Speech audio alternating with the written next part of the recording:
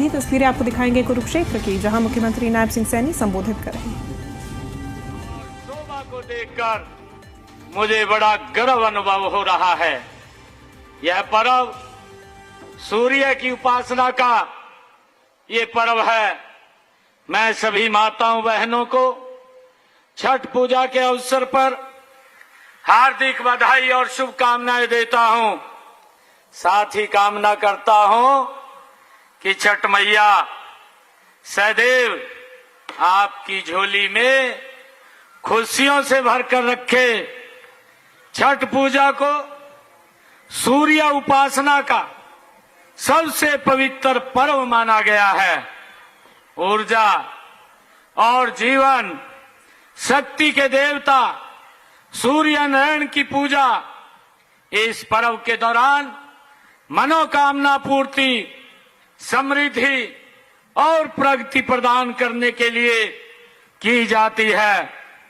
भाइयों बहनों, सूर्य की उपासना की परंपरा इस बात का परिणाम है कि हमारी संस्कृति व आस्था का प्रतीक प्रकृति से गहरा जुड़ाव है।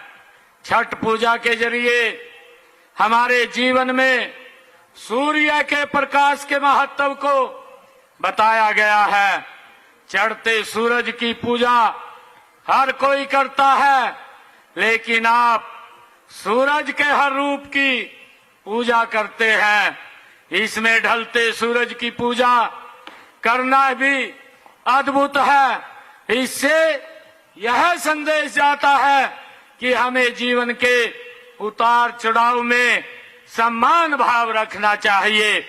ऐसा माना जाता है कि सूर्य की पूजा विभिन्न बीमारियों का इलाज कर सकती है और परिवार के सदस्यों, मित्रों, बुजुर्गों को स्वस्थ जीवन की लंबी आयु प्रदान कर सकती है।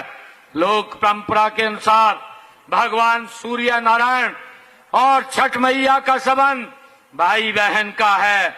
लोक मात्र का पष्टि की पहली पूजा सूर्य ने ही की थी, इसलिए इस दिन भगवान सूर्य नारायण के साथ साथ छठ मैया की भी पूजा की जाती है।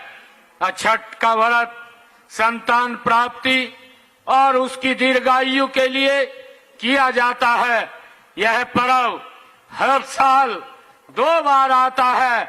नवरात्रों की तरह यह पर्व भी साल में 2 बार मनाया जाता है। पहली बार चैत्र मास में और दूसरी बार कार्तिक मास में। छठ पूजा का संबंध हरियाणा से भी है। मुझे बड़ी खुशी है जिस पवित्र भूमि पर आज इतनी भारी संख्या में हमारी मातृ शक्ति यहाँ पर छठ मैया का पर्व मनाने के लिए आई है। एक मान्यता के अनुसार छठ पर्व की शुरुआत महाभारत काल में हुई थी। सबसे पहले सूर्य पुत्र कर्ण ने सूर्य देव की पूजा शुरू की थी। यहाँ से 35 किलोमीटर की दूरी पर महावीर दानवीर कर्ण की नगरी करनाल स्थित है।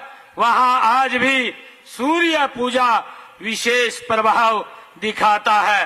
बड़ी खुशी की बात है कि करनाल में सूर्य नारायण मंदिर के सामने पश्चिमी यमुना कैनाल पर 4 करोड़ 48 लाख रुपए की लागत से स्नान घाट का निर्माण किया गया है।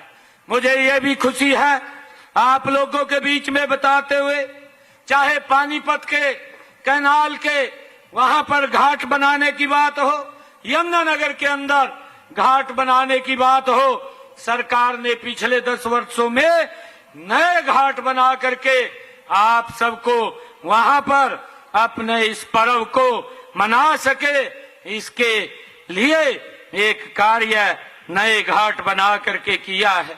मुझे ये भी खुशी है कि इस घाट के सामने दूसरे किनारे पर स्मार्ट सिटी परियोजना के तहत एक और घाट का निर्माण भी करनाल के अंदर हो चुका है। वहां छठ पर्व पर भारी संख्या में महिलाएं पूजा करती हैं।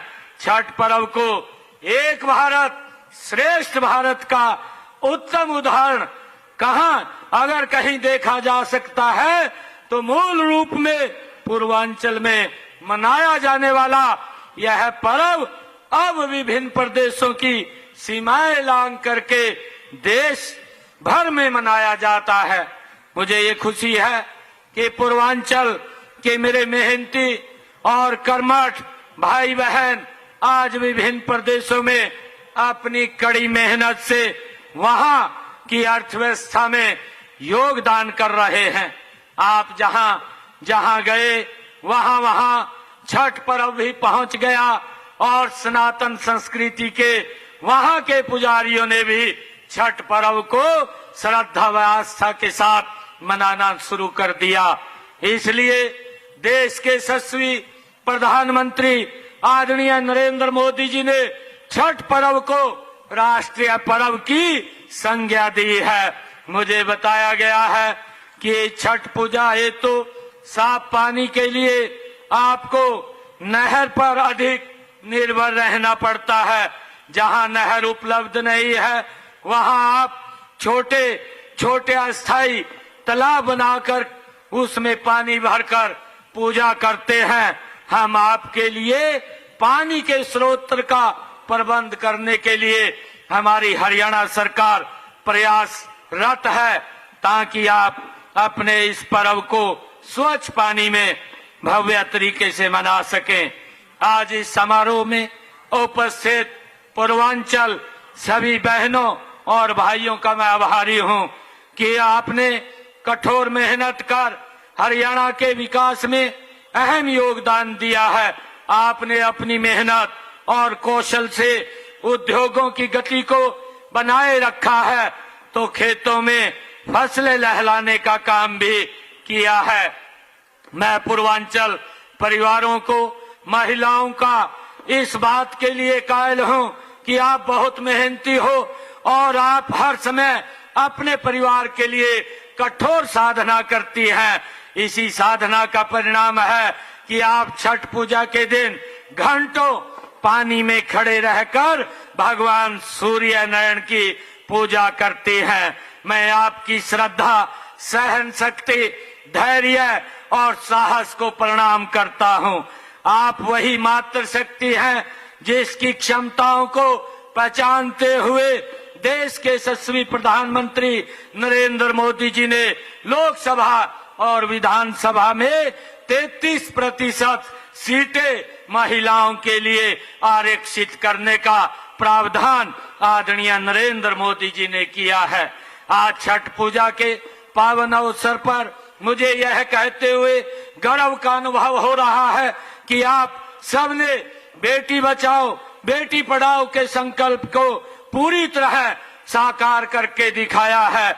माननीय प्रधानमंत्री जी के ही मार्गदर्शन में हमने सर्वमेव जयते में विश्वास करते हुए पिछले 10 वर्षों में आपकी सुरक्षा, सम्मान और समृद्धि के लिए अनेक योजनाएं शुरू की हैं। हमने जहां श्रमिकों की कार्यस्थल पर सुरक्षा का मजबूत किया है वहीं उसका दुर्घटना बीमा भी किया जाता है और उनके सामाजिक सरोकारों के लिए वित्तीय सहायता भी प्रदान करने का प्रावधान हमने किया है। श्रमिक परिवारों को कन्यादान स्कीम के तहत 3 बेटियों की शादी के पर हर शादी में 51,000 रुपए कन्यादान के रूप में हमारी सरकार के द्वारा दिया जाता है और 50,000 रुपया शादी का प्रबंध करने के लिए दिए जाते हैं और इसी प्रकार बेटे व स्वयं की शादी पर भी 21,000 रुपए की सगुन राशि हरियाणा सरकार द्वारा ये दी जाती है।